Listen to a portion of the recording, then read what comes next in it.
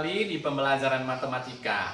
Hari ini yang akan kita ulas dan kita bahas adalah mengenai menyelesaikan soal cerita yang berkaitan dengan FPB dan KPK. Untuk itu kita akan memulainya dari tahap yang paling gampang, baru kita akan meningkat ke tahap analisis yang paling sulit. Oke, nah untuk menyelesaikan soal cerita kita punya beberapa tips. Yang pertama adalah baca soal secara menyeluruh dengan baik, temukan apa yang diketahui dalam soal, dan temukan juga apa yang ditanya di dalam soal, supaya kita tahu apa yang harus kita selesaikan dan bagaimana langkah penyelesaiannya. Baiklah, supaya kamu lebih mengerti, langsung saja kita lihat ke bagian penjelasan dengan contoh soal yang ada berikut ini. Silakan diperhatikan. Selamat datang dalam penjelasan tentang penggunaan FPB dan KPK dalam kehidupan sehari-hari.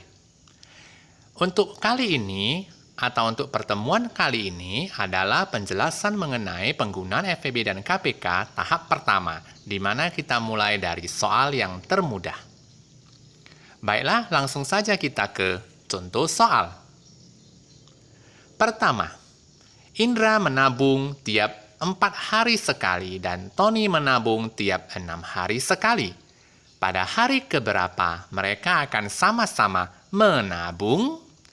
Nah, kalau dia pertanyaannya tentang sama-sama untuk kesekian kalinya, ya, atau dalam bahasa matematikanya untuk ke N kalinya. Nah, kita menggunakan cara KPK. Kalau dia bertanya bukan tentang bersama-sama lagi, kita gunakan cara FPB. Baiklah, kita fokus dulu ke soal ini. Soal ini menggunakan KPK. Mari kita buat sistem pagar untuk KPK. Masukkan 4 dan 6. Oke, 4 dan 6 bisa dibagi 2. Makanya 4 bagi 2 adalah 2, 6 bagi 2 adalah 3. Nah, di sini tidak bisa dibagi lagi. Kalau sudah tak bisa dibagi, untuk KPK, ambil saja semuanya. Sisa dan pembaginya. Nah, KPK-nya adalah 2 kali 3 kali 2. Itulah 12. Jadi, Indra dan Tony sama-sama menabung pada hari ke-12. Oke, untuk kedua kalinya nanti mungkin hari ke-24.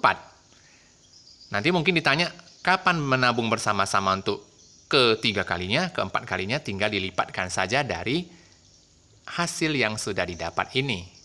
Oke, paham sampai di sini? Nah, inilah contoh soal untuk KPK. Ayo kita lanjutkan ke contoh soal yang kedua. Andi memiliki 24 kelereng hijau, 30 kelereng kuning, dan 48 kelereng biru.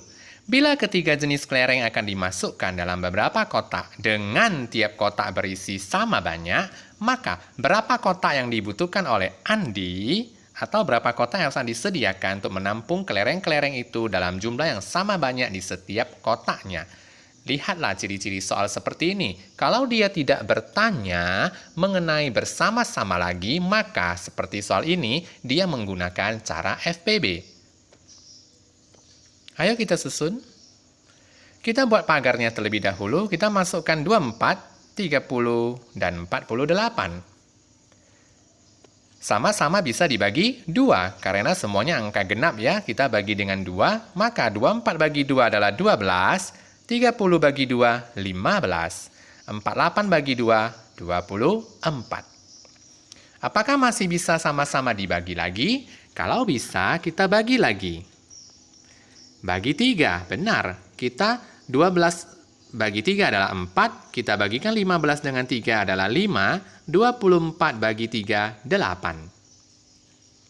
Nah, untuk angka 4, 5, dan 8 ini tidak bisa lagi dibagi. Berarti stop sampai di situ. Maksudnya tidak bisa lagi ketiga-tiganya dibagi dengan angka yang sama, maka kita stop sampai di situ. Karena ini kita gunakan cara FPB. Kita ambil yang sebelah kanan untuk FPB. FPB-nya adalah 2 kali 3, sama dengan 6. Berarti kotak yang harus disediakan oleh Andi adalah 6 kotak untuk menampung 24 kelereng hijau, 30 kelereng kuning, dan 48 kelereng biru yang dibagikan dalam 6 kotak sehingga setiap kotaknya bisa berisi sama banyak, dengan kombinasi yang sama banyak maksudnya. Paham sampai di sini? Inilah jumlah kotak yang harus disediakan oleh Andi, yaitu 6 kotak. Baiklah, di sini ada tips untuk kamu. Jika ditanya bersamaan kesekian kalinya, gunakan cara KPK. Dan apabila ditanya pembagian dengan kombinasi yang sama banyak, gunakan FPB, atau selain dari bersamaan, gunakanlah FPB. Sangat mudah untuk membedakan soal KPK dan FPB. Paham ya? Nah, kalau kamu sudah memahami yang dijelaskan ini, silakan kita ke bagian berlatih. Ini soal untuk kamu berlatih. Nomor 3, sambung saja di bukumu. Seorang pedagang mempunyai 80 permen dan 60 coklat.